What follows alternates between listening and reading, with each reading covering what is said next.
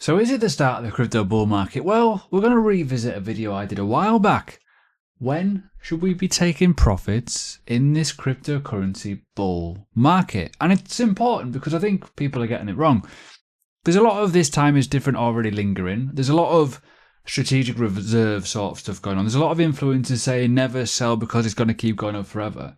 And there's a bit of truth to the fact of where we are in terms of timeframes. But what I said 9 months ago has played out pretty perfectly. The problem is the people that are returning to the market are really going to get burned, because what if, genuinely, what if this ends like that? So hello everyone. If you're new, hit that subscribe button. It means an awful lot if you do. I am going to be doing more live streams as well. So again, as normal, hit the subscribe button, bell button, whatever. Now, this was a video I did a while back. We're going to go through the kind of the replay part of it, because you can see here on the screen where we were in terms of price. And right at this moment in time when we talk about when I did this video, and as I say, it was on the 4th of March. It's pretty unprecedented because this was before halving. Like, halving was like literally around the corner, and we were hurtling towards prior all-time highs. We'll talk about dominance. We'll talk about obviously other bits and pieces, as well as the news that's coming out now in terms of what's happened in that time frame. So it's very, very important, this video, right?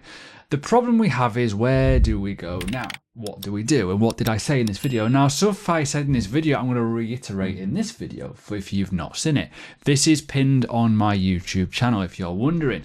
So as you can see here, retail FOMO season, when we actually did break above all time and a proper clear break towards 83,000 into then 100,000, everything started to move. Dominance started to drop. That kind of made sense. What did I talk about in this video? So if we look at this, this is, as you can see, all season trigger. When we got up towards those 58 to 60,000, 60%, in terms of Bitcoin dominance, we finally got there. Now we've broken down into $55% levels again. Now, again, we talk about certain situations, and let me just go all the way to, there it is. I talked about this, and we'll bring this chart up as well. When we talk about time frames and cycles, I put that maybe March 2025 could be a very interesting period, because realistically, Bitcoin started a lot earlier this cycle in terms of the total market cap. We've got to think cycle narratives as well in terms of cycle lows, and ultimately as well, returns of investment and what could happen. And remember, these markets are driven by emotion. They're not driven by time frames in a way. They kind of rhyme in a little bit of a sense, but ultimately you got other factors. We could have had a left translated cycle that could have really thrown everything off. We could have an extended bear market if certain things happen in terms of mid-cycle. There's so many different variables between cycles, and I can't fully wrap my head around them, but what I go off is the past. The reality is very, very simple here. We have been in a bull market for quite some time. We have, I think anyways, enjoyed a lot of good stuff this year. This year has been, for me, by far my best. Unbelievable, right? That's my opinion, because I've been holding heavy Bitcoin and it's been great. Not everyone can share the same wisdom on that, right? So when we talk about that, yeah, we could be looking at this being a short, sharp, sweet boom to the upside. Maybe. So let's get into what is happening right now. So obviously, since that first video in March, we've got to look at ETF performance. As you can see here, down here, this was when the video was done, roughly around March time. We only had about 8,000 BTC in the pot, basically. Now we're all the way up into the 33,000. That's quite a lot of Bitcoin in value terms, right? It's been a fantastic outlet. Created that supply and demand, in my opinion anyways. There's going to be a lot of demand over time with Bitcoin as the price goes high, because obviously psychological factors will tell us that when green candles are around, people want it, and that goes for absolutely everything. Another factor is, in terms of the cycle, when we talk about this, we were, in the time of that video when I was talking about it, we were outperforming, this is a black line, the prior cycles. We obviously had that massive 7-month consolidation. Now we're on path with it. But you can see here this big massive spike to the upside. That leads us to March. That could well be a very interesting point, because look at the green number. 2018, 2022, this is a cycle performance low of Bitcoin. And it tailed off massively. Obviously, yes, the blue one, which was the prior cycle, went for a lot longer. Okay, this kind of tailed off a lot more quicker. So that could be very, very interesting to see, well, actually, that Q1, Q2 of next year, well, that could be very interesting, but it all depends realistically on what the price performance of Bitcoin is. Because if things blow up very aggressively, well, people may well take profits and things may get blown up, and then that could be the catalyst for the start of it all. Now, I know people hate the word "this time is different," but I personally love it because I think it gives you a good little edge. Now, this is the thing. Microsoft and Amazon shareholders are considering buying in. Now, this is the thing. Obviously, Michael Saylor's done a little 3-minute PowerPoint presentation to Microsoft and stuff. And the recent news is the fact that Amazon shareholders are considering buying. That's big news, but ultimately it's like, okay. How high can we rank? Yeah, how high can we get it? What can the wring the duck's neck, so to speak, and where can we go?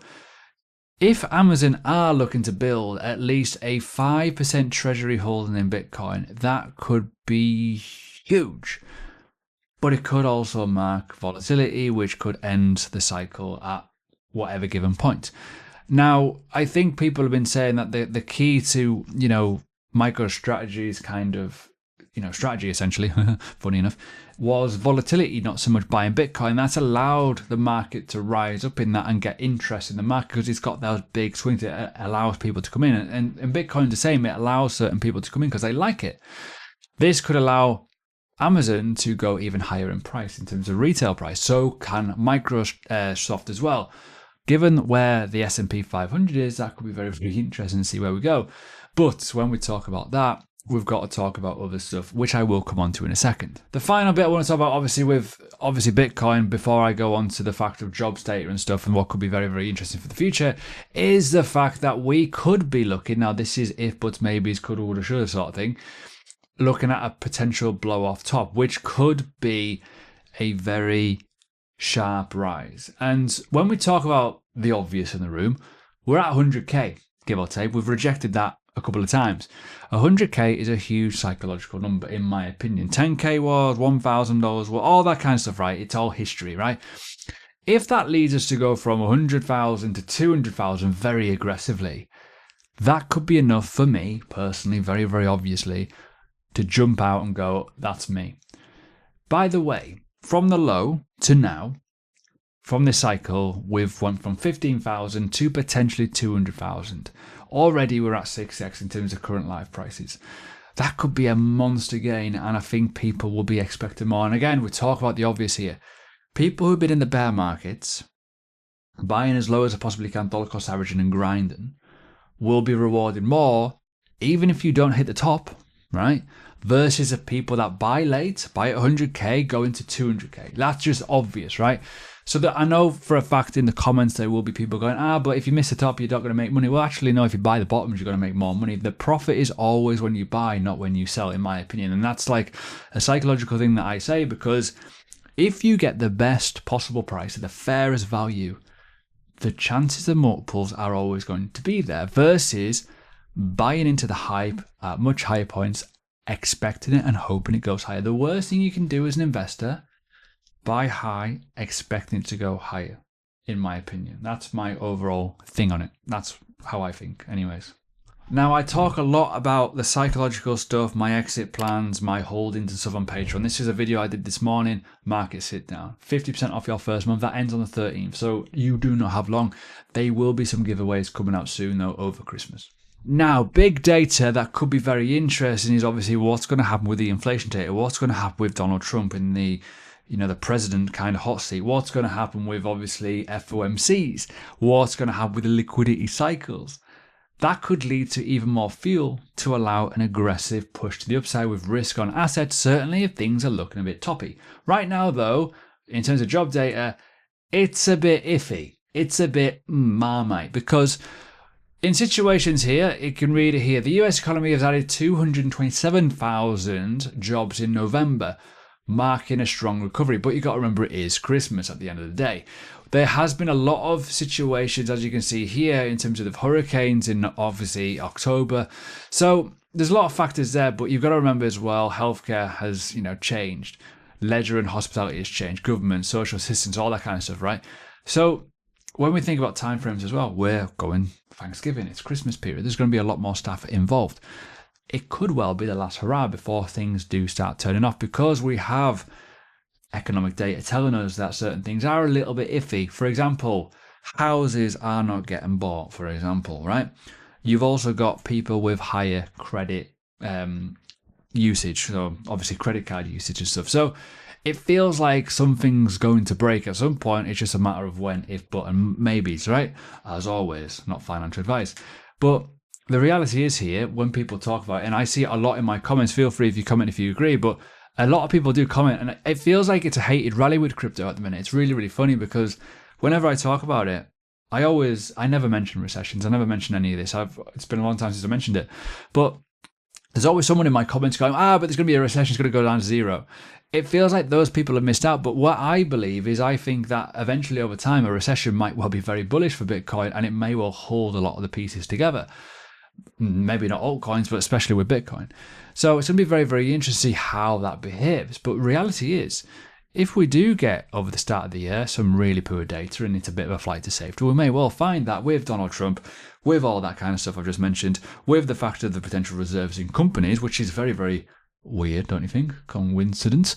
It may well just spark that catalyst to go and melt up to the upside, which could be very, very interesting. So obviously, yes, get positioned very, very wisely. But yeah, when do we take profits? Well, that's the thing. We need to talk about that now.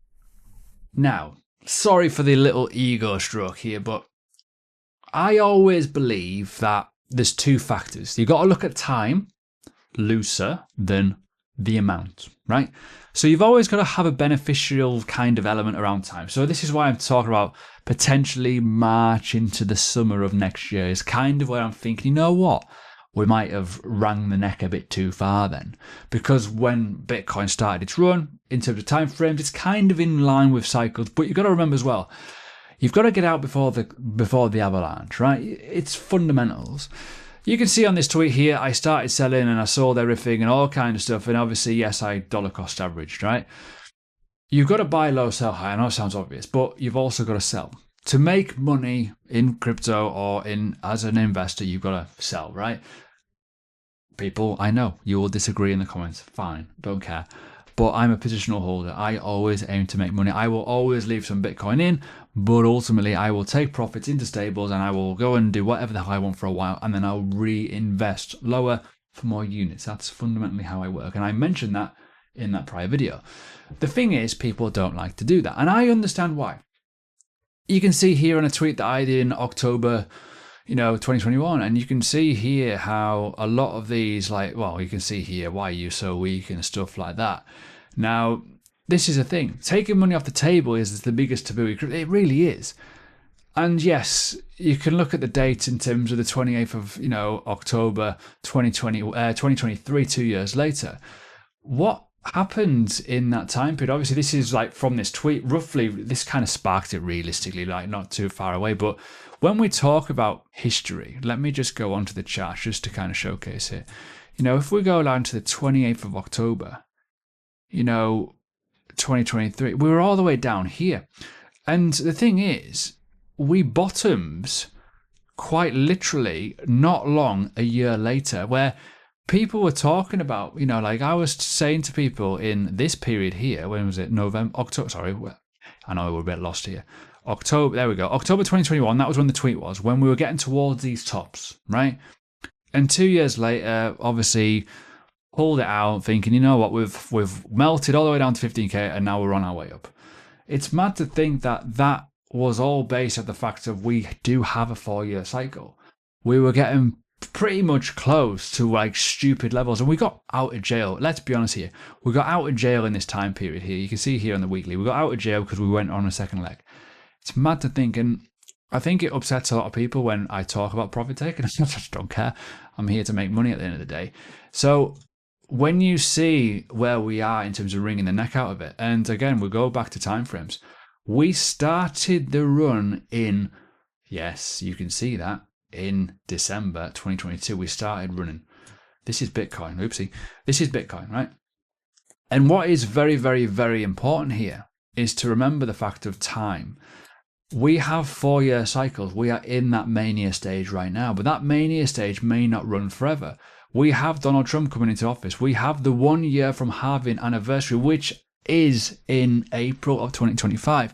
Often we find with this situation is Bitcoin is a lot higher in price from that 1 year point, which is fine. But you also need to remember, we already are. Well, you've got to remember, if we are at $150,000, $200,000 at that 1 year point, you should be looking at thinking, you know what, this is probably a good time to take some money off the table, which is what I probably will do. And if you are following our Patreon and stuff like that, you'll know this is where my scale out numbers are. It's very, very public. I often talk about it. But ultimately, not many people will look at that and think, you know what, I'm going to sell. Especially if you've been buying at 100k and you are new to the space, you will always want to wring the neck more. Now, personally, I understand why Bitcoin maxis don't sell. Personally, I will always keep some Bitcoin, but I will always look to grow units, as I've alluded to it. But the reality is here. You've all been butchered by altcoins until we get a proper alt season. Now, we've had a mini alt season recently. Right now, everything is red and ugly and it's disgusting.